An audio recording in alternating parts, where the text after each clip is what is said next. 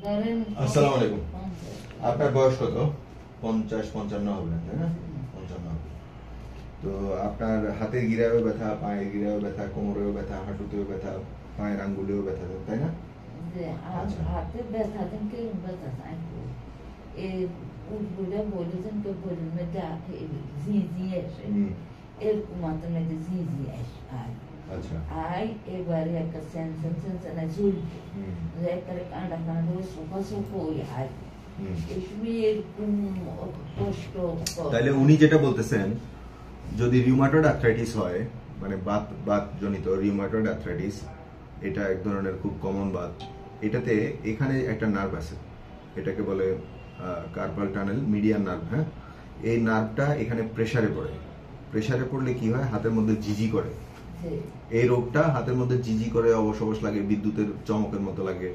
তারপরে হচ্ছে অবশ অবশ লাগে, বেশদ বেশদ লাগে, ঠান্ডা লাগে অথবা গরম লাগে। হ্যাঁ, এই ফিলিংস গুলো হয়।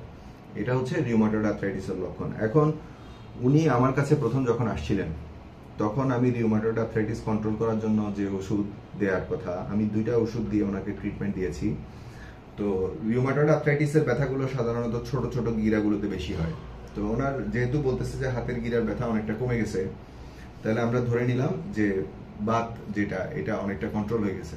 এখন উনি অবশিষ্ট কিছু ব্যথার কথা আমাকে বলতেছে। কি বলতেছে? যে কোমরে ব্যথা আছে, হাঁটুতে ব্যথা আছে, এগুলোতে খুব একটা বেনিফিট পায় নাই।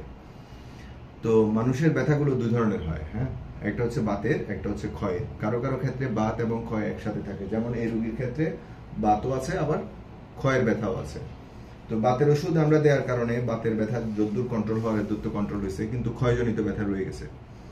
এখন ক্ষয়জনিত ব্যথার জন্য অনেকগুলো অপশন আছে। একটা হচ্ছে ব্যথার ওষুধ খাওয়া, একটা হচ্ছে জয়েন্টের মধ্যে স্টেরয়েড ইনজেকশন দেওয়া, জয়েন্টের মধ্যে কি বলে পিআরপি, প্লেটলেট রিচ প্লাজমা, রক্ত থেকে একটা জিনিস নিয়ে ওইটা পুশ করা, অথবা হচ্ছে এক্সারসাইজ করা। তো আমার কাছে মনে হচ্ছে বর্তমানে ওনার যেটা প্রয়োজন, এটা হচ্ছে ইন্টেন্সিভ এক্সারসাইজ। যদি এক্সারসাইজ করতে থাকে রেগুলার, মাসেলগুলোকে শক্ত করতে থাকে, যেমন হাঁটু রানের মাংসগুলো যদি মজবুত করে, মেরুদণ্ডের পেছনের যে মাংসগুলো আছে এগুলোকে যদি শক্ত করে ব্যায়ামের মাধ্যমে, তাহলে ওনার কোমর ব্যথা এবং হাঁটু ব্যথা ছেড়ে দিবে। কারণ এটা হচ্ছে ক্ষয়জনিত। কিন্তু বাতজনিত যে ব্যথার কন্ডিশন আছে, এটাতে যে ওষুধ দেওয়া আছে, এতে বাতের ব্যথা কন্ট্রোল করার জন্য এর চেয়ে বেশি কিছু আমাদের করার নাই। বোঝা গেছে? তাইলে বাতের ব্যথার জন্য বাতের ওষুধ, আর ক্ষয়ের ব্যথার জন্য ব্যায়াম।